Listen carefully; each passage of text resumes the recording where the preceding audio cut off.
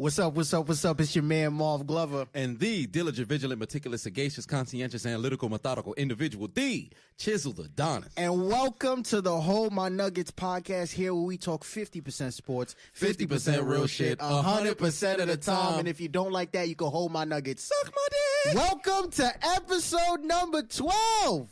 Oh, yeah. We here. Now, hold on. Not only are we here, we live, baby.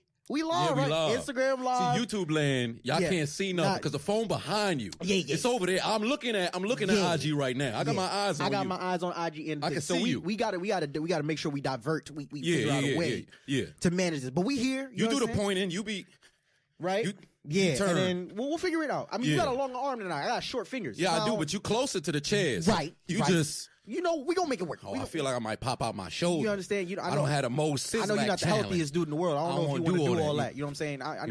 You've been looking a little fluffy. You want me to help you work out? Pardon me? I'm sorry? You want me to help you? I'm sorry? You want me to help you buck up? Did you call me fluffy? I'm saying, though, I know you see what's going on. Hold on, but...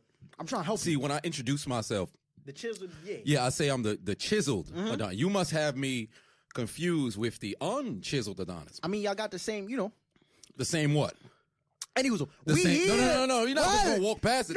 The same what? Y'all, you know what I'm saying? The same what, though? I can help you. Hold on, but he got man titties. I got pectorals. You can't say we got the same. We don't got the same. And what I got? What you got a mustache. That's pretty much it. You bushy brow. See, Rock Lee in the human form with no taijutsu. That's me. Glove. Wait, I got taijutsu. I can fight. Fight who? I can fight. Fight who? What are you talking about? I got hands. You fight what? You being disrespectful because you you fight Satan because you're a Christian. Yes, you can't fight nobody physically. I got some. I put the paws on hands. I put the paws on them. Well, as your favorite broadcaster would say, your favorite commentator would say, your hands are just for decoration. But basically, what we're doing over here, and also for the unchiseled Adonis, check out chiseling the unchiseled Adonis only on the chiseled Adonis channel. Now we look like we were before we get started. We look like we're promoting for. This is the second time around. I joined you this time around, right? Last time you had the Chick-fil-A. For those who wasn't here, I got. You know what I'm saying? I got a little something. I forgot how expensive it was. You understand? You forgot. I forgot. Yo, you wanna know what's so funny? Yeah. This man paid half cash, half credit. I didn't want to. Like, this how you know you broke. I don't got it. Boy, the bill for his Chick-fil-A meal was like $10.62. He put $6 down in cash. Can't let it all hit the and card. said, take the rest on credit. Yeah. Had the nerve to say, y'all take a chip here. Yeah. You know you not gonna ask for no chip. Hey, man. If you ain't got no money, dog. We not balling like you balling. You I'm understand? balling? I'm not balling. No, you got money. Balling what? No, we know you got money, though. What money? Aren't you running? You got promos now. You about to go on tour. Tour where? Tour. Come on, let's. I got promos, but I'm getting scraps. You all right? Don't lie. I'm getting scraps. Don't lie for the people on live. We know you get into the bag. What bag? 100,000 a video. 100,000. 100,000 where? I'm doing $25 spots at bars. I am not on this man's level. But when I go do stand up, it's really just me and my reflection in the rooms. It's just my shadow, and sometimes the shadow don't even be there. But you still that guy though. You still what guy? I mean, I got the presence, but ain't nobody around. You feel me? Not for me either. So we just both struggling. We both broke, struggling, and I'm over here paying half and half on Chick-fil-A bills. Hey, that's what's going on, bro. Hey, it be like that sometimes. I mean, I can't relate, but I go half on different kind of bills. But not Chick-fil-A. I eat with them dollar pizzas. Shout out to Two Bros Pizza, but we ain't talking about that right now. What we talking about is what's going on this past Sunday. Because last I checked, there was something there was an individual who they wouldn't talk about anything that was small. No, they were talking about big. And everything's bigger in Texas. Oh yeah. And you know what's bigger in Texas? All these W's we got. No, that L. The L train. The L train's bigger in Texas. You see, I thought there was a big Dak. Big Zeke? Nah, there was a little A big Coop? I thought there was a big Zeke. Nah, there was a little Zeke. I thought there was a big Coop. Oh, there was a big Coop that game, though. Oh, and a big me? That's what it was? Well, there was a big L. There was a big L. And Big L's supposed to be dead, but he came back to life in Dallas. Because what happened? We lost. The Cowboys took a L. What? To who? Their father. Oh, don't. All right, now you're being disrespectful. Aaron Rodgers. Now you're being disrespectful. Aaron. Watch your mouth. Stop playing. Watch your mouth. You know what the Cowboys stand for? Products of Aaron Rodgers semen. That's what it was. Now you're just being rude. That's what it was. Why are you doing Take that? a sniff. It smells rather salty. All right? Semen moisturizing cream coming from Dallas Cowboys cheerleaders. It was bad. Bad. What was the lead at one point? 31-3? Yeah, it was bad. It was very bad. Then they started to come back. Yeah, we did. Oh, you thought they was taking their receipt to the sperm bank. You thought they was about to get their comeback. That's not what happened. It's not what happened. It's not what happened. It's not what happened. They started doing the Pythagorean theorem without the C squared. It was a big L. That's a math joke. Big L. What happened to your Cowboys? I'm going to tell you what happened to my Cowboys. All right. We should have won that game. All right. Wait. Whoa. Why you? Can I? Let me speak for my team. Let me explain. Oh, go ahead. What you thought I was going to say? Relax. Let me speak. All right. Now look, man. We should have won that game on both sides. We should have won that game. But we lost it on both sides of the ball. Now, offensively, I said it on the last episode, and I've been saying it since day one. The offense runs through Ezekiel Elliott, all right? He should have got more carries. I think I'm having stats in front of me. He only carried the ball 12 times for 62 yards, 1 touchdown. He was averaging like 5.2 yards a carry. Should have got the ball way more than that. Every time he did touch the ball, he was gashing through this Green Bay defense. Like I said in the last episode, they're ranked 26th against the rush. I predicted that this man was going to have 20-plus carries, 150 yards, and 2 tuds on the day. He only had 62. If they gave him like another 10, he probably would have been straight. Maybe.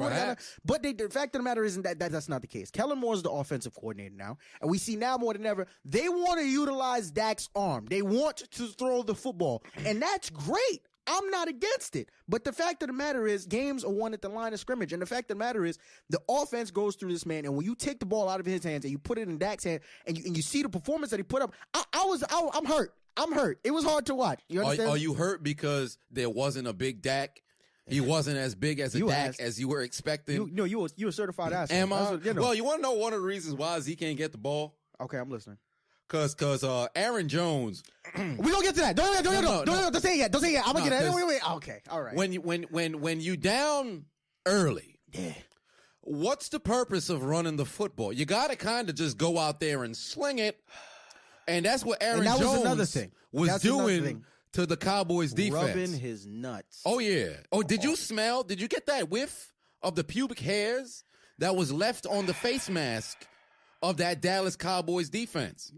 They smell like Aaron Jones' scrotum right now. Can you smell it? It was an underwhelming game on both sides of the ball. You know what your sniffling noise is? You just gonna. Oh, it was bad. It was an underwhelming game on both sides of the ball. You look at Dak's stat line, man, was 27 for 44, 463 yards a day. I think that's the most yards he's ever thrown for in his entire career. 2 touchdowns, 3 interceptions. Now, I'll give it to you, right? One of the interceptions that he thrown wasn't on him. It was on Coop. I think it was the first one where it hit Coop in the chest. Mm-hmm. Son just wasn't able to hold on to it and got a snatch. And then there was another one. There were two. The two after that, I give it to. No, there was one after that, and then there was another one in between. The one after that where it was, I think it was picked off by Bernard King, but they caught a penalty, and it was like, all right, you get the ball back, whatever the case may be. But it's like I'm looking at it, and majority of the throws that he was making was under duress. It was hard to watch, man. I wasn't impressed with the way the offensive line was protecting him that night. But then on the defensive side of the ball, not only are the Green Bay Packers ranked 26th against the rush, they're ranked 26th on the rush. Last time I was here, I said it. Outside of the Minnesota Viking game, Aaron Jones hadn't rushed for more than 40 yards on the season. This man came in and had 19 carries for 107 yards and 4 touchdowns. Mind you, Aaron Rodgers didn't even have to do. He didn't have to do all that much. Aaron Rodgers, 22 for 34, 230 yards, no touchdowns, but no interceptions either. He was chilling. Yeah, I saw him on the sideline trimming his mustache. Son was making calls to Granny for cookies. I'm watching. I'm like, yo, what the fuck is going on? Aaron Jones was having his way with my Dallas Cowboys defense, and I'm watching it, and I'm like, yo, what the fuck? Not only that, to make matters worse, not only does this man rush for 4 touchdowns, not only does he rush for 100 yards, do you know that Aaron Jones was also the leading receiver for the Packers on the day? I mean, goddamn. Goddamn. I thought he was going to be, I'm here, I'm chilling, I'm smiling, I'm on the last episode. I damn near kicked my feet up. I'm watching, I'm like, yo, we got an easy dub, man. No Devontae Adams. All right, ain't no, all the other receiving options is limited. Aaron Jones couldn't run for nothing. We about to get an easy dub. This man, Aaron Jones, came in. He looked like he's the one getting paid $90 million a year. You want to know why? You want to know why? Because you thought it was going to be easy for you, but Aaron Jones is the only one who went to Staples. That was easy. That was cute. That was cute. It was too simple. It was too simple. He looked like he was the one getting paid $90 million guarantee. He looked like he was the dude getting the Zeke's money. You understand? Having his way with I'm hurt. I'm still hurt. You should be. I'm emotional. I want to. What did you see in the game? Well, what did you see? I just saw utter domination from Aaron Jones. That offensive line, they came to play. Them boys with some the Washington Redskins from the 8. There was some hogs out there for the Packers. They was blocking their ass off. All I got to say is, Aaron Jones, watch your back, because his performance this past Sunday at 425 down in Dallas. In about 20 years, members of that Cowboys defense about to come after you, because #MeToo. You molested they damn defense. Okay, go ahead. It was bad. It was bad. No condom, sideways, no Vaseline. It was terrible. It was so bad. Dallas got raped. Molested. Raped. Harassed. Attacked. Come on, abused. man. Darren Sharper challenge. It was bad out there. Sodomized. Oh yeah. Wooden stick. Just dildo in the butt, man. Just fucking us up. Sorry, go ahead. I was just you kind of just took it to an extreme. You just said Darren Sharper challenge, brother. Huh? We was right there on the same playing field. I don't know. You started talking about a sex toy. I don't know where that came from. It's too much. Oh, young MA challenge. She stays strapped. I can say all that. Nah, but with this, given their performance, I'm just curious about. Don't you dare! Don't question it. I know where you're going. Ain't nothing. What you curious about? Because Dak wanted to get paid. Why your voice changed? So I just wanted to know. Son turned to Mr. Herbert from Family Guy. Are you gonna pay Dak? Why you turn to a deaf dude? Would you pay Dak? What you mean? What kind of question is that? Cause I wouldn't pay Dak. What you the Cowboys fan. Right. Tell me if you should pay Dak. I'm just I just want to know who you imitating right now. I just want to know who you imitating if right you now. should pay Dak. It's not really a question about if we should pay. You done? You got more? Are you gonna pay Dak? You an asshole. Who's this? Who is this that you imitate? Who the fuck? Tell me. No, who tell is this? Me if you should pay Dak. Would I pay Dak Prescott? Do I think that this recent performance by Dak is going to affect it? No, I don't think so. Because at the end of the day, he's their guy, right? Let's just call it what it is. We are in a quarterback-driven league at the end of the day, and every team, it starts with the QB, right? A lot of front offices believe that. In fact, the matter is the Dallas Cowboys, along with myself, along with a lot of Dallas Cowboys fans, regardless of the performance that just, what just happened, all right, in Jerry's world. The fact of the matter is this is our guy, right? And I feel like Dak Prescott has all the leverage in the world because Jerry Jones and everyone else understands that when you look at what we have as a roster, this is a Super Bowl contending team. Think whatever you want to think. The fact of the matter is there. Check on the offense and the defensive side of the ball. We got it all. And we cannot afford to lose Dak Prescott. That's really what it comes down to. So he's going to get paid. He's going to reset the market, not by a lot, not like what Patrick Mahomes is going to do, because Lord knows what that contract is going to look like. That Pat Mahomes about all of the money. All of the money. This man is about to do, but that's a whole nother separate conversation. Dak Prescott is going to get paid. I think that like I said, regardless of the performance that he just put up, fact of the matter is you need your quarterback. We got our quarterback. We got our quarterback. We got our running back. We got our wide receiver. We got everything. You cannot afford to lose Dak Prescott if you're Jerry Jones. So I think he's going to get paid. What about you? I'd share the same sentiment. Okay. I think he's going to get paid. 2 bad games. It's nothing but a blemish on Jerry Jones breaking the bank, because who are you going to pay? I mean, granted, Kellen Moore can still sling it. So who knows if I think our backup quarterback is Cooper Rush. Exactly. Cooper Rush? I think so. Does he run the ball? I hope so. With a name like that, you might as well be in the backfield. He sound like a speedster. Cooper Rush sounds like a What's great running back name. Sound like he could have a theme song. Yeah, Cooper Rush. Hey. Cooper Rush. Hey. Gonna go and rush. Hey, all right. we're rushing. And we're rolling. We're rushing and rolling. Cooper Rush. Not Cooper Cup. I'm not making a whole song right now. It's not worth it. It's not necessary. But that's all right. If not Dak, then who? We got our guy. We gonna roll with our guy. 2 bad game, two little. You know what I'm saying? We good. What you mean? If who? There's another man who's available. Who?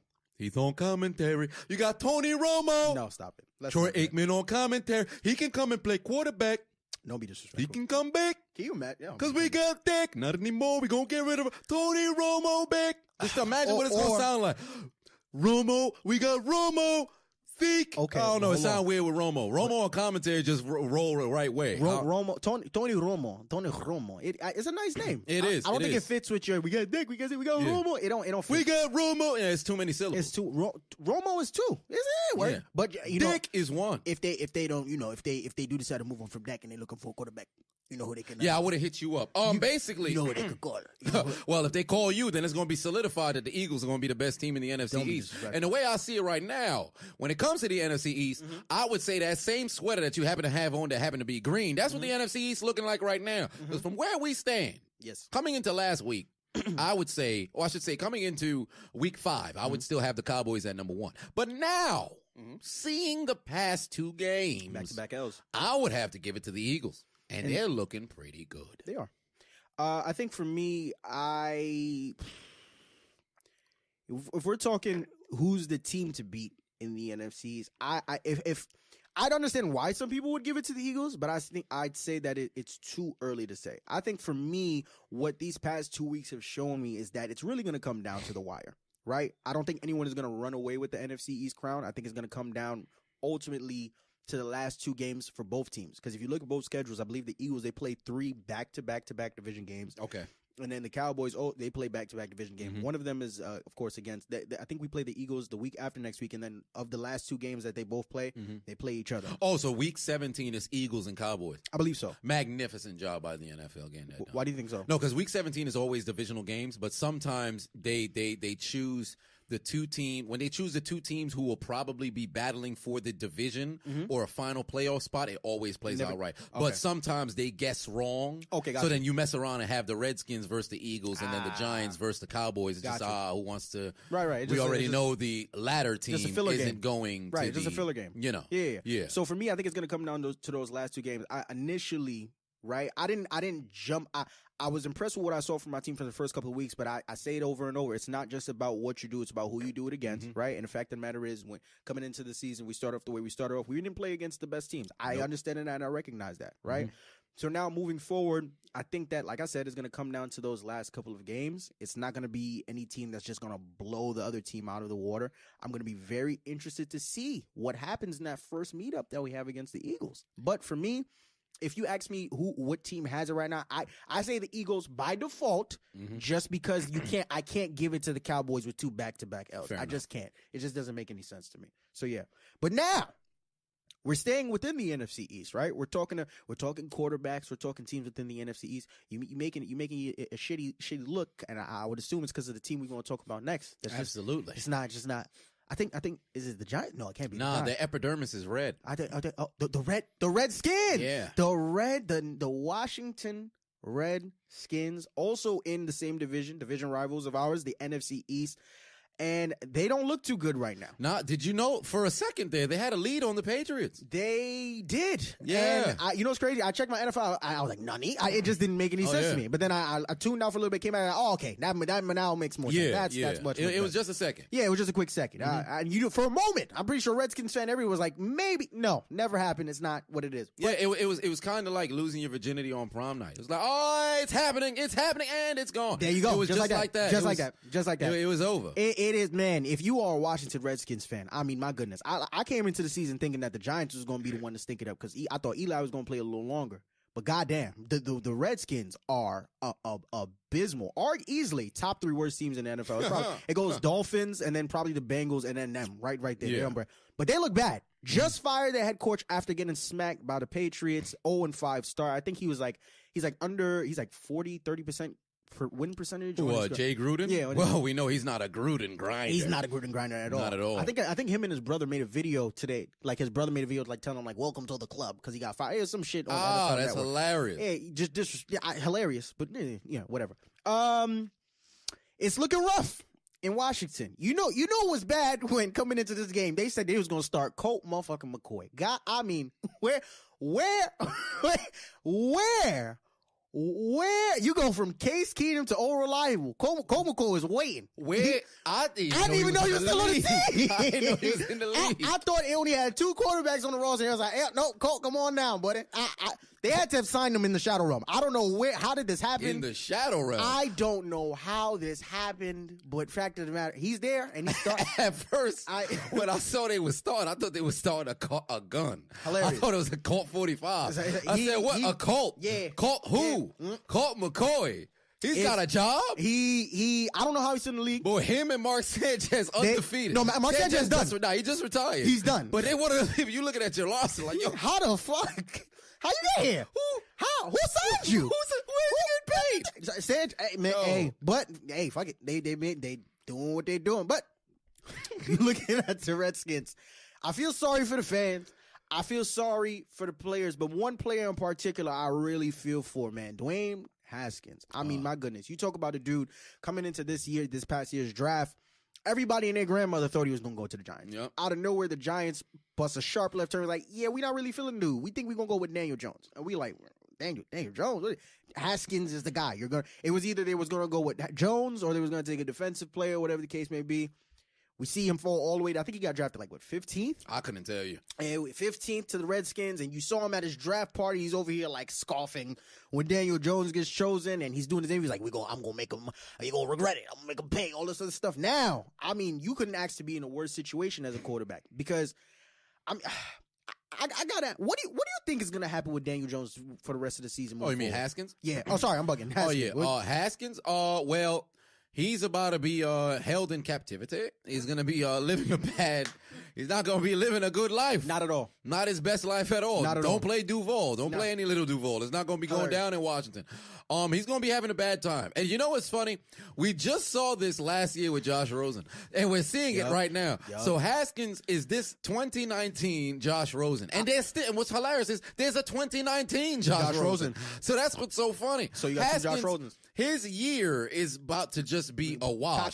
The best possible scenario for him right now is the fact that Jay Gruden did get fired. Yep. So whoever does take over, I can't recall who they're going to have as the interim head coach. I don't know if they named them, but I think they said it was going to be like a running back coach or something like that. Yeah, something like that from inside of the organization. Yep. So his best bet is that it's a clean slate. Right. He has absolutely no pressure. Right. And he'll most likely be given the opportunity to fail and fail hard. But at the same time, it's like you got to look at the specifics of the situation, right? First of all, you hear all the rumors and talks that this was a guy coming in. The owner wanted him. The head coach didn't. Yeah. Right? So actually, let's go even before that. He thinks he's going to the Giants, ends up falling all the way to the Redskins. Mm-hmm. That takes a little crack at his confidence. Then you get to this organization that drafts you only to hear through the grapevine, head coach ain't want you. Mm-hmm. Owner did. Mm-hmm. That cracks at your confidence, right? Now, ultimately, you're in a situation where this year is about to be a wash, and you don't know what's going to happen. You don't know. You don't have a head coach that's there. I mean, you have an interim coach now, but he's not going to be the one that's going to be the head coach next year. So you don't really have someone to build a rapport and a chemistry with, to really get yourself ingratiated with playing at this level. And for me, it's like this situation really just goes to show. And we've seen it happen all throughout the years. This situation just goes to show how important a front office, having a good front office is behind certain players. Because you see what happens when you have a bad general manager that can't put the right pieces around you. Andrew Luck. You see what happens when you play for a team where the coach don't really bangs with you or don't really want you. When you had the RG3 situation with, I think, what was his son's name? Shanahan. Mike Shanahan. And then you also had the, what's his son's name? Jared Goff situation with. Jeff Fisher. Right? You understand what I'm saying? This just goes to show how important it is to have the right front office behind you, especially as a quarterback, because that's the most scrutinized position ever. This man may come in this year, may get smacked up and down, and nobody's going to cut him any slack. Well, some people will, but for the most part, the media is going to rip him apart, which is only going to kill his confidence even more and more and more. So I'm rooting for him. As a cow, I mean, actually, no, I'm not. As a person, as a Cowboys fan, fuck him. Wow, but as a person, I'm hurting for him because it's like, son gotta be hurt. I mean, damn, like, he's on his way to camp to, like, this week. with the doing the Will Smith. Oh, nobody want me, man. Like that's really what's going on. Pretty much. That's really what's going on, and it's sad to see. He's man. singing that case when he gets to practice. Standing here looking out my window. The nights are long when the days are coming. I don't have you. It's like you don't know lyrics. Neither do I. I don't either. But damn it, I know something. Yeah. Haskins season about to suck. It's about to be tragic. Yeah, much like what just transpired in Pittsburgh. Because I thought. Oh man! And you know what's funny? I haven't lost any optimism about this team. I'm gonna give you. I know you're going. You go into your rant. No, not too much. I'm not really gonna rant. Really? Because I'm not one to believe in moral victories. Okay. But in this particular case, it was a bit of a moral victory. Okay. You're an undermanned team. You're already playing with a backup quarterback who has the potential to possibly relieve Ben when Ben finally decides to leave. Right. Then Mason Rudolph gets absolutely tattooed. This man got knocked out. They took the face mask off. He looked like he was wearing one of them leather helmets back in the 1930s. He was got sandwiched by Thomas and one of the defensive. Oh yeah, it was bad. At first, I thought the man was dead. I looked. I'm like, is he breathing? He was on the floor. He looked like one of them autistic. Yeah. It was bad. He was just laying there. I said, "Whoa, wait a minute. It was bad. What's going on?" Luckily. Apparently, it's just a concussion. I hope it's nothing that's super severe. I'm just happy the young man is. He's okay. Is he cleared for the next game? I'd highly doubt it. I'd highly doubt it. So the guy is what's his name? Delvin Hodges. Got you. Yeah. So he'll end up starting, which is funny because him at Stanford, I believe it was. He broke a ton of records there. Mason Rudolph broke a ton of records in the NCAA at Oklahoma State, I believe it was. OSU. He was at yeah. So both of them are just we're breaking records in college. Hopefully it can translate to the next level. But the way that I saw things go down with the Steelers, a lot of people are asking, is the season officially done? I say no. It's not. Because in the AFC North, you just saw a Cleveland Brown team lose yesterday. Right, so they're 2-3. Pittsburgh's 1-4. Cincinnati's is 0-5. Baltimore is nobody mentions Cincinnati. And Baltimore is 3-2. Right now in the division, if you're Pittsburgh case, you're 2.5 games back. Now you're going to play Baltimore again, so you have an opportunity for vengeance.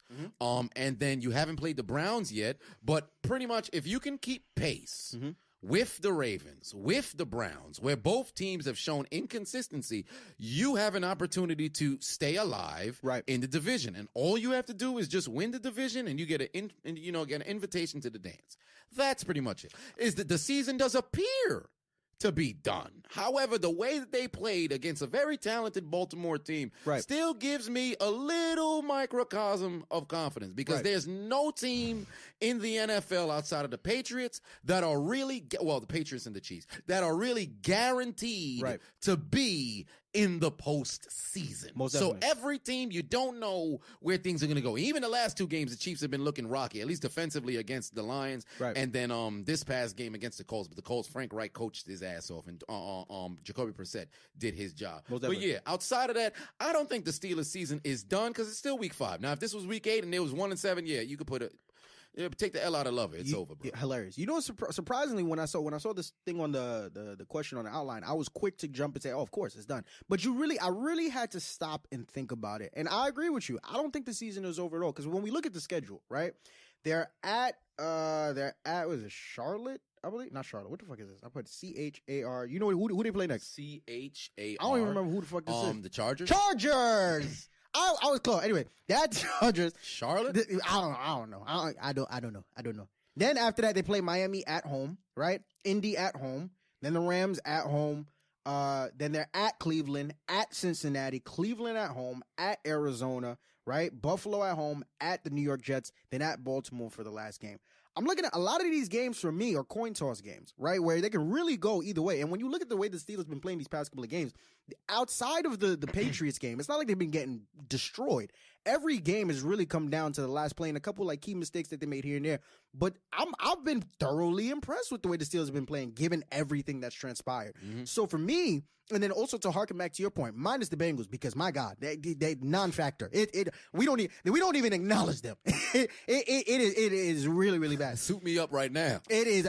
Yeah, me too. Suit me up. Yeah. I ain't gonna put up no yards because them boys in the NFL. Yeah. But I mean, I could be on the sideline with them. You know what? I could be on the sideline with them. I could probably be. I I think I could be on special teams. Yeah, all I can say is you can lift the Gatorade cup. I can too. Hilarious. There you go. Right Give there. me a Waterboy. game Waterboy check. 1, Waterboy 1, and Waterboy 2. We there. We can do it. I feel like we can do it. It would be sacrilegious on your part because that's division rival. But fact of the matter is, I don't even think they're in the division right now. We might as well just throw them in the NCAA because that's what they're looking right now. It's bad. It's just really, really bad. Here comes Bama. It's bad, really bad. But fact of the matter is, outside of the Bengals, I look at this division. For me, I kind of look at it the same way I look at the NFC. Well, now I don't say the NFC, but they're wide open. It's wide open for me, right? The Browns, there's still a lot of question marks about this team. The Bengals are a non-factor, and when you look at the Baltimore Ravens, ain't nothing really about them as of yet that scares me. There's still some question marks about Lamar Jackson. So for me, when I look at this division, I personally believe 10-6 can win the division. I agree. 10-6 can 9-7 might can win the division this year. Can win the division. So for me, I'm looking at some of these games, they can beat the Chargers, they can smack them the Dolphins, right? Indy, that's a tough one. That's a tough one. It's in Indy or at Pittsburgh? It's at Pittsburgh. Oh, it's at Pittsburgh. So you got a chance. Yeah, the last couple of times that the Pittsburgh played the Colts, they've had their number. But that's with Big Ben out there, so we'll see. I don't know. All right. Then you got Rams at home, right? I think they could beat the Rams, given how I'm not too 110% sold on the Rams right now, right? Then you got at Cleveland. Once again, question marks. You can win that one. Cincy, that's a smack. Cleveland again. I don't know if they'll get both Cleveland games. Maybe we'll see. It's possible. At Arizona, that's a win. Buffalo, I don't know if they're going to win that one. Buffalo's been looking Buffalo has been looking good. But they look very good early on. Who knows how things down the line. But the same thing can be said about Pittsburgh. So it's really a coin toss. So I say everything I'm saying. Once again, they have for me, I'm looking at a lot of games. They have a lot of coin toss games. It can really go either way. The Steelers are very much so in this. It may not seem that way right now. I think what are they? Third or second in the AFC North? Third. Listen, the division outside of the Bengals, the division is wide open. So I think it's a little bit too early to sit here and say that the season's done. But if we stay in the AFC North, going back to a team that we just addressed, more specifically, a player on the team. That pastry chef. Oh, yeah, that pastry that's chef. Your guy, right? Who? That's your guy. My guy. That ain't my guy. Baker man, bake me a cake. Nah, that never been my guy. Bake man, pastry chef boy. Yeah, you know what he baking? A bunch of apple turnovers. Nobody turned the football over like Baker Mayfield over the course of the last, what was it, 20 starts now? 21 starts since he came in? And I find it funny because everybody always talks about nobody's threw more touchdowns than him in the last 7 games to close out the season except Patrick Mahomes and Ben Roethlisberger. But nobody turned the football over like him either. And what did I tell you coming into the first week of the season? The expectations will eat away at this man because he needs that bravado. He needs that persona about him to go out there and play football. And what have we saw? 3 of the 5 games thus far this season, this man has played absolutely terrible. Right. Terrible. Right. And it's not like the receivers is not getting open because there's times in which I'm looking like, yo, Odell, you got to get open. Right. There's times where I'm looking like Jarvis, you got to get open. But for the most part, there are countless times in which these dudes are leaving cornerbacks in the dust, unplug their controller, and Baker simply can't get to him. Right. Well, the offensive line. Well, tell that to Deshaun Watson. Yeah.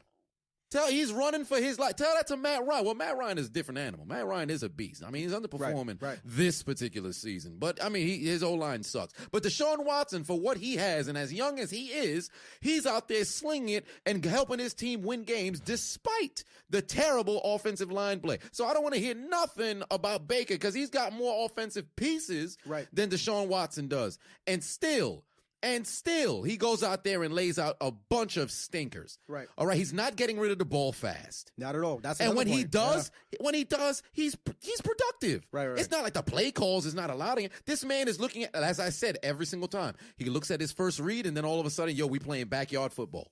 Right.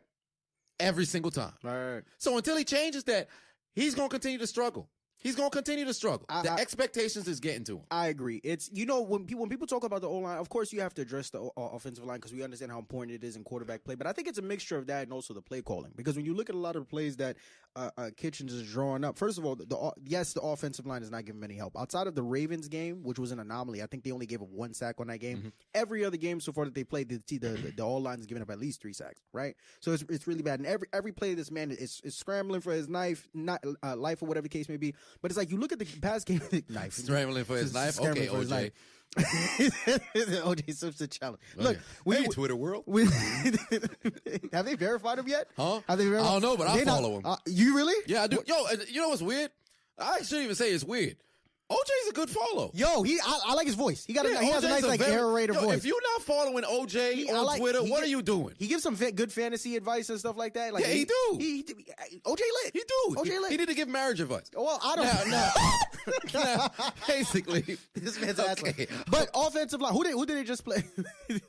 You asshole. You going to hell. You going to hell. You going to hell. Hey, I got a seat in hell. It's the throne. Goodness gracious. But no, man, you look at this past game, it's like, bro, the offensive line isn't doing any favors, but it's like every pass play, they're looking to air the ball down the field. There are no short, quick pass play, just to get the offense in a certain type of rhythm or whatever the case may be. And it's like, in a situation like this, going back to what I had said before, I don't know why they don't look to try and run the offense more through Chubb. What was the stats for last game? He had 65 yards or something like that. But every single time, once again, every time that the ball touched this man's hand, magic. He's productive. He's producing. I think that right now a big part of why we're still seeing the Browns in this funk is because Kitchens and Baker are still OBJ Landry like for we gotta make sure we get them their touches. And it's like, bruh, are y'all trying to make wide receivers happy, or are y'all trying to win football games? Fact of the matter is, if Chubb is the one that's producing, if he's the one helping y'all get the ball down the field, if he's the one that's going to help Baker stop turning the goddamn ball over, put the ball in that man's hands and let's win some football games. But the fact of the matter is that just does not seem like the case. Damn near every play, he's looking to air it down the field. He's turning the ball over. He's fumbling. He's getting picked off. It was disgusting. It's absolutely. And another point, going to the point that you just made, the thing about Baker that we don't talk about enough is the man don't stop talking. If he's not in the media for his play, he's damn sure in the media for his mouth. Pause. Because fact of the matter, he always has something to say. Whether it's about, I remember the last game that they won. I think it was the Jets. The Jets. Yeah, he keep that same energy. I'm like, bro, did y'all just win a chip? What happened? You just beat the Jets. Play ball. You understand what I'm saying? Every single week, the man is in the news for talking some kind of shit, and it's like you go up against certain teams when you're an unproven player. And you talking the way you talk, teams look at you and they're like, okay, all right. They hit a little harder. They come with a little more, because for them, it's not just about dumb. Now, we're going to put your face in. Do you see what Nick Bosa was doing to I think he had like two sacks. Yeah, I think 2.5 sacks. Right? I think it was 2.5 forced sacks. A fumble recovery. Forced fumble and a fumble recovery. He's talking, Nick Bosa's talking shit after the game. Apparently he was like calling him out when he was playing. He did the flag thing, because you remember son, all the way back to college. People never forget. You understand what? That's the kind of psychological warfare that teams are ready to play on you, because you don't want to shut the fuck up. This goes back to what I was saying about the Odell Beckham thing when it comes to the watch. Your team already has enough pressure on it as is. Do you understand what I'm saying? With all these extra antics and histrionics that you're doing outside of the football field, you're only making the situation worse. Odell, put down the watch. Baker, shut the fuck up and win some football games. That's all it's about. And on top of that, they damn sure not doing Freddie Kitchens any favors. Have you heard one sound bite from Freddie Kitchens at all this? I haven't heard anything about him until speaking up on leadership. I forget he's a head coach of the team sometimes. I mean, my goodness, I haven't heard not a peep from that. I've heard more from Baker and Odell than I have from fucking Freddie Kitchens. You the head coach. Where is the leadership? Where's the sense of unity? Where's the sense of we're here to win football games? It's like everything for them is media. So especially when it comes to Baker, so much so to the point where now it's affecting how teams are coming at them. So the fact of the matter is, man, it's tough. It's really, really tough, and I don't know. It's looking bad now. What they need to do is, as you said, run it through Chubb. They need to do what Carolina doing. Because Carolina, Cam ain't there. Oh, no, he not. And who's there? Kyle Allen. And what this man doing? Handed the damn ball to Blue Eyes, white privilege. Because the power of Christian McCaffrey. That boy bad. That's how the white man run the football. Yes, it is. This man out here breaking stereotypes week after week. Damn near 200 yards of total offense by himself. Balling. 2 weeks ago. This past week, I think he had over 200 yards of total offense. This man is balling. And let me tell you something. Although we're going to touch on the MVP race a little bit later, you cannot deny that Christian McCaffrey is in the top 3 right now when we talk about MVP. Oh, easily. Carolina need to just run through McCaffrey, period. And when Cam Newton comes back, because he will come back, you saw how last year all he did was check down Poppy, get the ball to McCaffrey, and overthrow everybody else. Keep giving the damn ball to McCaffrey. He hot. He got Give it to him. Treat McCaffrey the way that the Titans treated Chris Johnson in 2009. Yep. Get the ball in his hands early. Get the ball in his hands often. Yep. And then occasionally, the other 10 people on the team can do something. Matter of fact, no, the front line going to be blocking anyway. So the other 6 people on the team can do something. Right.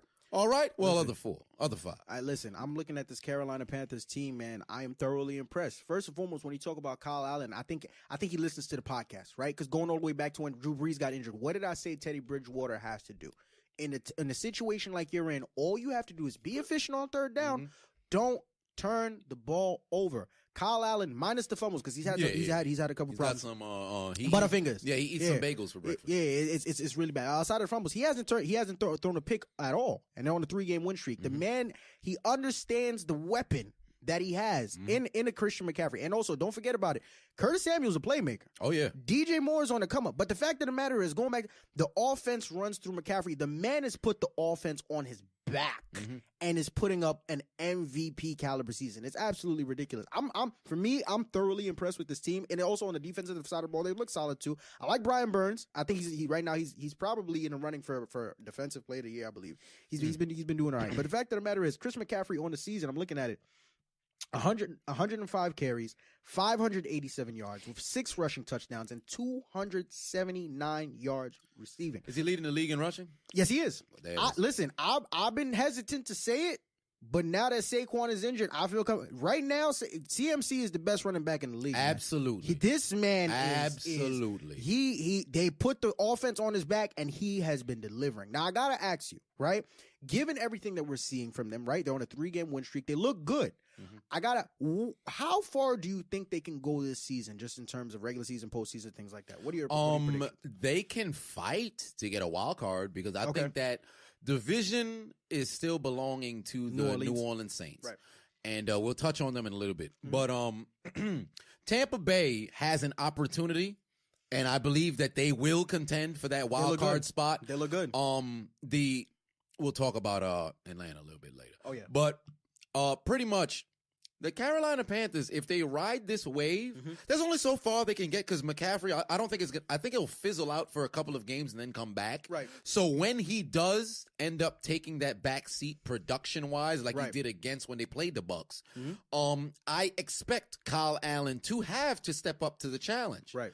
But where they are right now, the way that they are playing, very impressive. The way they're efficiently playing, I think they can carry this to about 9 wins. I think, for me, I wanted to jump and say wild card too, just for the simple fact that, like we said, we know that New Orleans is going to take the division. No question about that. And then also, when you look at the rest of the people within the division, we're going to talk about the Falcons in a bit. It really, in terms of who could get the wild card, of course, it comes down to Tampa and Carolina. Although I can't see them making the playoffs. I think when you talk about those 2 wild card spots, for me, I think it's either going to come down to a team in the NFC West and the NFC North. Those are some very, very talented divisions right now. I think that on the season, I could see 9-7.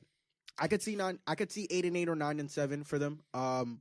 But in terms of getting a wild card spot, I can't see. I would love to see it. I would love to see it too. They'll contend. I think they'll contend. But the only thing is that I think the wild card spots are going to be a minimum of 11 games. But matter of fact, no, because a bunch of teams in the NFC is balling. They'll probably go down to 10 games. Okay. I think Carolina can get 9 if they ride this wave.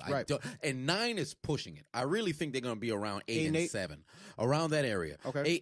8 and 9, 8-8, 7-9 sort of range. But the way that they're playing, I think they'll be at least 500. I can't see 7-9.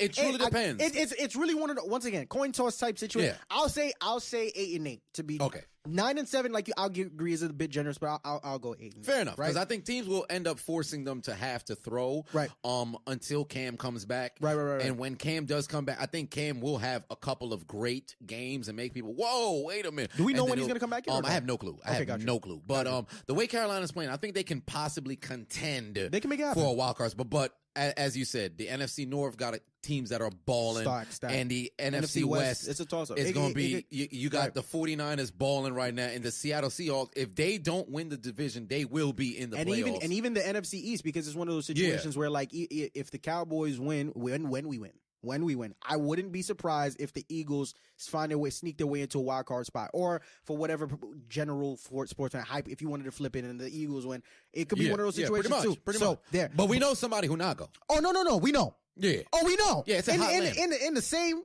division. Oh yeah. Hot Atlanta. Hot garbage. Hot Atlanta. Caliente garbage. Garbage. Caca. It's man. Caliente basura. Listen, we looking at the Falcons right now, and it is bad. I mean, God, bruh. What the hell is wrong with the Atlanta Falcons? What's wrong with them? Everything. What's wrong with them? James Aaron, what's wrong with with them? Everything. What, bruh? Break it down. It's bad. It's an amalgam of things. You have the offensive line cannot protect at all. There is no run game. None whatsoever. They're ranked 31st, I believe. Terrible. Yeah. They cannot run the ball. Can't. Now, since they have to rely on Matt Ryan's arm to throw. And he has been showing up. He's been one of the more accurate quarterbacks in the so far. This man's been balling. He's been balling. Right. This year and last year, too. Balling. But it's not enough to win because they know you're completely one-dimensional. A lot of people look at his numbers of when he went to the Super Bowl. Last year, you can contend was a better year than the year that he won the MVP. However, last year and this year, he's had no run game. Right. Now, if your team is not balanced and you're forced to have to go out there and sling it all day, teams coming in are, he's going to throw, so we going to blitz. Right. And Matt Ryan ain't no mobile dude. He's not escaping. He's going to stand and pass. He's trying to stand there and pass. Right. And he has an internal clock of, all right, I got to get rid of the ball at this time. If this person is not open, because they're doubling Julio Jones. Yes, they are. Calvin Ridley has his times where he wins his one-on-ones. He has times when he loses. All right, so that's a given. Mohamed Sanu has his rare times when he wins one-on-ones and then times when he loses. But Matt Ryan isn't going to go out there and be a Brett Favre and force an interception. He's not that kind of quarterback. So he tries to fight and try to get the ball down the field, and ultimately it's not working, at least translating to wins, because they've been fighting from behind. Darn near every game. Opening game, they're fighting from behind. When they beat the Eagles, they had the lead, gave it away, then ended up winning on the last drive. Right. Then after that, against Minnesota, fighting from behind. Against, what was it, Oakland? I believe so. Fighting from behind. Yeah. Now this past game, fighting from behind against Houston. Defense. Every single time, that defense is not giving them any aid. At all. You can't win ball games if your defense can't play. The biggest, and one of the biggest things for me, you talk about the run game. I mean, you want to talk about how abysmal it is. I don't know if you remember, 2-3 years ago, Devonta Freeman was, you couldn't, if you had a fantasy team and you didn't even, and Devonta Freeman wasn't on it, kill yourself. It was really the man was balling. Now, I'm looking at the stats from the season. On the season, 47 carries, 157 yards, 3 yards. Man had to take his headphone off. He couldn't look, he's hurt. It's not even this thing. Look at this man. He's hurting. Why look at this man's face. Why'd you do it, Atlanta? Why? It's not even my team in offense. It 3 yards, 147 in 5 games. Wow. And he has dreadlocks. How? And the one game that they won against the Eagles honestly should have won it. So we should be talking about an 0-5 team. This is absolutely terrible. Some man said he just had dreadlocks. I'm praying. And aside from the Indy game, because I think that was the one game where he looked, he had like 80-something yards on that game. Every game that Devonta Freeman's played, the first game he played, he ran for 19 yards. The second he ran for 22. Then the game after that was the Indy game. Then 28 yards right after. God damn. And what's worse about it is the defense is poor. So when you can't run the football, you cannot dominate time of possession. So when you can't dominate time of defense, your defense is on the field more. And when your defense is on the field more and they're not showing up, you're like you said, you're playing from behind. And you got a team like Houston that comes in, hangs 50 on your head top. 53 to be exact. Deshaun Watson was damn. Damn. It is so bad. And it's worse because when you think about it, this was a team just a couple years ago, bruh.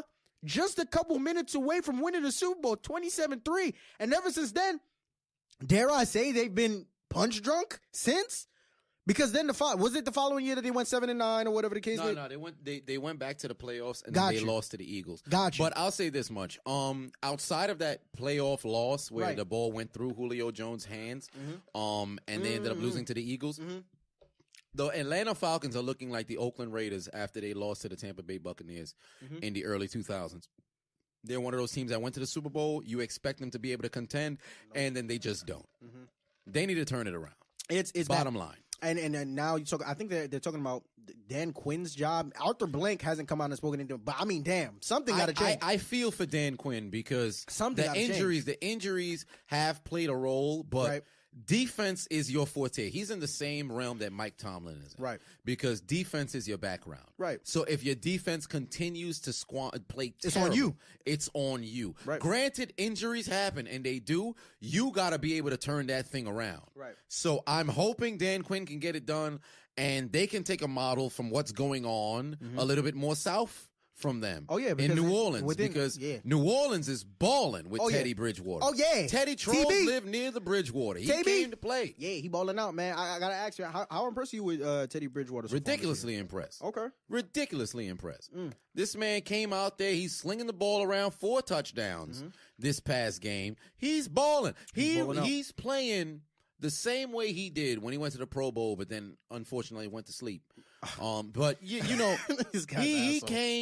he came to play, man. Right. He's taking care of business. Most definitely. He looks confident, and he's got that confidence back. Right. I think he truly needed that W. He needed that W, and when he got it on Sunday Night Football, that gave Teddy Bridgewater his confidence back. And I am overjoyed to see this man play football the way that he's playing. Most definitely. Because knowing this man's story, fighting back, when he tore his ACL, it was on a drop back. Regular routine drop back. No contact, nothing. Man tore it. He fought his gluteus maximus minimus, gluteal cleft, everything. Fought it to the end to get to this point. Right. And here we are. Yeah. He's balling, taking care of business, and he's on a team that can contend. Man, I'm happy for him. I'm extremely happy for him too. Once again, said it about Kyle Allen a while ago, said it about him last episode. He's in an optimal. You couldn't ask for a better situation as a quarterback where you're surrounded by playmakers. You got Michael Thomas, you got Alvin Kamara, you got Taysom Hill, and man, he's just looked thoroughly impressive. I'm very, very happy about him. I said before when Drew got injured, we were discussing and debating what would this team be able to stay afloat, given that he was going to be gone. And I said, listen, all they got to do is go at least 500 for the next, because it was rumored that Drew was going to be out for like 6 weeks. All they got to do is stay 500, go 3 for 3, and Drew's going to be able to carry it out from there. They'll be fine. The man's won 3 straight games, back to back to back, and I don't know what their next couple of games are. I think they play Arizona somewhere in there. So I think so. I believe so. I don't have it in front of me. Was it 3 games? I think it was 2 games. 3 games. When did they play against the Rams? Isn't it not 3 games? I think they played against the Rams in week 3, did they? Did it? Oh no, I'm not sure. He's won 3 games. It was 2 or 3. I'm talking about right now for Teddy Bridgewater's streak. Right now he's won 3 games in a row. Has he not? Or is it 2? He won on Sunday night. They didn't play on Sunday night last week. I think it was 2 games. I think it was 2 games. I can't remember. All I know is he winning. He's winning. He winning. Right? Fact of the matter, and I'm very, like you said, I'm very, very. We also talk about the we never really found out what it was, but that crazy injury that he had in practice. Is that what you were talking about? The crazy injury? Yeah. Was it an ACL? Because I heard it was worse than that. I heard it was it was like gruesome. Whatever it was, this man. They said fought back. It was a routine drop back, and then son got hurt. But I'm happy for him, man. And there were a lot of talks. There were real questions about if he was ever going to be able to have a legitimate career in the NFL again. And now to see him, and he talked about himself. Son was emotional, deservingly so, because man, this is a gruesome sport. You know what I'm saying? Any play could be your last. And the fact of the matter that he goes from his career being in question back in Minnesota, ultimately to him becoming him becoming the quarterback, the backup, but fill in for Drew Brees in the way that he's performing right now. I'm very happy. But I gotta ask you on top of that. Because there were some talks about, apparently that was in the, because I think he just signed a negotiation, if it wasn't this past offseason, it was the previous offseason, something along those lines, about how after Drew, he's next up. Given, I know it's very, very early and premature, but given everything that we've seen up until this point, is it safe to say that once Drew Brees retires, Teddy Bridgewater is next in line to get that starting spot. It's highly probable. Okay. I'd say it's probable. It really depends on when Drew decides to hang it up. Most definitely. But the only thing is that if Bridgewater keeps balling the way that he's balling, it's only a matter of time before teams start hitting up his line and saying, yo, we're going to pay you right now. Right. So is he going to stick the course and wait or just go to where you can get paid now? Most likely he'll probably pull a Nick Foles and go to where he has to get paid now. Right. So who knows? But if I was New Orleans, I would try to retain him. Most definitely. But ultimately, if he has to keep this train rolling. A couple of games does look nice. Right. But he's got to have a body of work. I don't think 6 games would be enough for any team to jump and Agree. and bring out the Brinks truck on him. But yeah, no, most definitely, right? Yeah, but then moving on from that division, we got another division in the NFC, right? That's looked pretty interesting. That NFC West. That NFC West division, we got the Cards ain't a non-fact. We got the Seahawks, we got the 49ers, and we got the Rams, man. But I'm more interested in the only undefeated team in the division. Absolutely. That is the 49ers. They've been balling. Mm-hmm. They've been showing up. And I got to ask you, man, based on what you've seen, based on what the record show, based on everything that is at your disposal, how sold are you on the 49ers right now? I can't necessarily say I'm sold, but I'm in the store.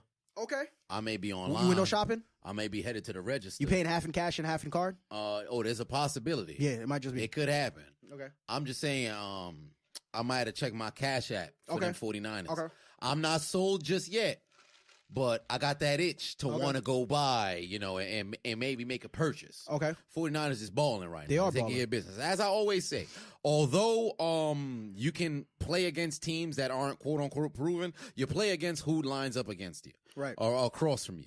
So for that, they've come out, they've balled, they've played well defensively, they've played well offensively. Special teams, they have the ability to defeat people there. I'm a little bit questioned about, what Robbie Gould was doing this past Monday where he went out there and missed a couple of kicks. Yeah. But outside of that, I like the 49ers, man. I have confidence in them. Okay. I have confidence in them. I think they could get the job done. So I'm not necessarily sold. I think I want to wait until about week 8 to make that decision. But from where we stand right now, I like them. Well, it depends on when you say the word sold, it depends on what the context is. If you're saying sold as in, do I think they can be playoff contenders? I think so. I think so, yeah. I think they can definitely be playoff contenders. Now, if you ask me sold in terms of do I think they're a lock to win the division? Well, No, not at all. that's Your not. live ended, by the way. Just wanted to let you Oh, it know. did? Yeah, I don't know why, though. It's probably too long. Hey, whatever it is, keep the train rolling. we almost fuck it. Just leave it. Anyways, yeah, well, if you're once again, if you're talking about playoff contenders, I give you that. But if you're talking about locked to win the division, let's pump the brakes. I think fact of the matter is, once again, going back to my saying, it's not just about what you do, it's about who you do it against. Not to knock the 4-0. 2 of the opponents they play. I think one game was against the Bengals. I think they played another earlier on. They played Tampa to open up the season. That was before Jameis was getting it together. Did they play the Cardinals? I don't know if they played the Cardinals. No, they played the Steelers. They played the Steelers. Okay, Yeah. that was good. And then this past game. Then they just finished playing the Browns, right? Yeah. So fact of the matter is, for me, they haven't, outside of the Bengals, it's not like they've been playing pushovers. But for me, I haven't really seen them play anyone formidable where I can go, okay, got you. Right? I agree. It's a lot of teams where things are unquestioned. Right. And I think that pardon me, things are questioned. Right. There's nothing that's determined. Right. And then I think for me, like you said, I got to wait until it's still, you got a good sample size of them, but it's still too early to jump on the bandwagon just yet. I got to see more towards the middle latter half of the season where we really have a really good because remember, this is the first real sample size we're getting of Jimmy G. We haven't really seen him play all the way throughout the season. I got to see it. Yeah, I agree. Well, it's not because I believe last year, week 5 is where he ended up getting his injury, either week 5 or week 6. So I'm hoping that he can stay healthy. I hope so. As well. But I like this 49ers team. They have a lot of potential, loads of potential. And I really like John Lynch. I loved him since his playing games, and now him being a GM. I said the 49ers, they're probably about 2 to 3 years away. Right. It could be a little bit sooner than later. But I like it. I like it. But there's another team in the NFC West. Yes, sir. That has my attention in the case of the MVP race. And I touched on it a little bit earlier when I was talking about Christian McCaffrey. But there's a man who's next to him who's probably leading, or I should say is leading it right now. Right. That being Russell Dangerous. That boy turned a hoe into a housewife Wilson. This man that boy is playing football. And last year... It was as he was a sleeper to win the MVP, but I don't think he got the votes. This year, this man fixing to go for it all because you better give this man a vote because he's leading the MVP race for me right now. Right.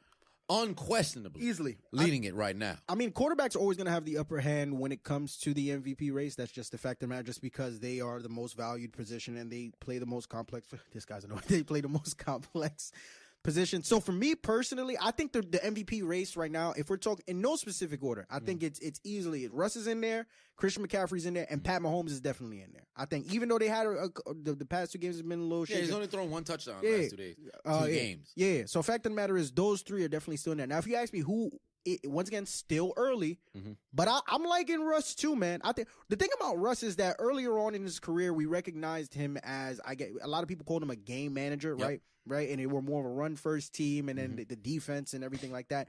But now, slowly but surely, there were some questions as one by one players from the Legion of Boom started leaving, right? You had, who was the first person to come out? It was fucking, I don't even remember. It was RG3, Luck, RG3, and then Russell Wilson? No, I'm talking about the defensive side of the ball for the Seattle.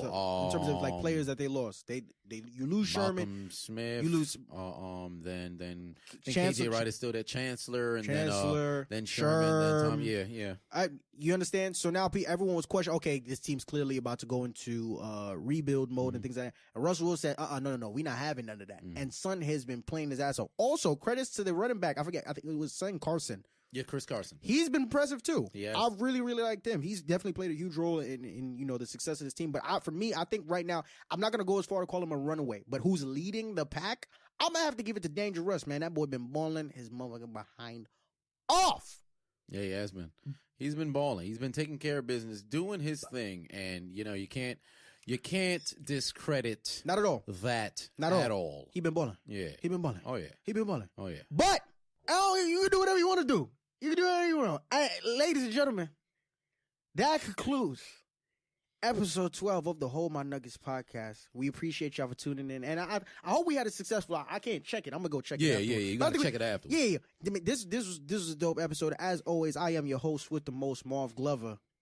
Oh, I'm surprised you didn't go into the whole I'm not kissing babies. I'm not gonna do it. Tucking them under covers. No, I'm not gonna do that. Well, luckily, I don't have to make something up on the fly because everybody already knows. If you didn't know, get familiar. I'm the diligent, vigilant, meticulous, sagacious, conscientious, analytical, methodical individual, the chiseled Adonis. And as he said, this was episode 12 where we talk 50% sports, 50% real shit. All right. Don't cut me off. Let me try that again. Okay, all right, you do it. 50% sports, 50% real shit. Now we say it together. 100% of the time. And if you don't like that, Marv Glover, natural born lover, tuck a baby in some covers, go and kiss his mother. And if you don't like that, you can hold my nuggets. Go ahead, say. I'm sorry. Go ahead. Suck my dick. Thank you. Good night.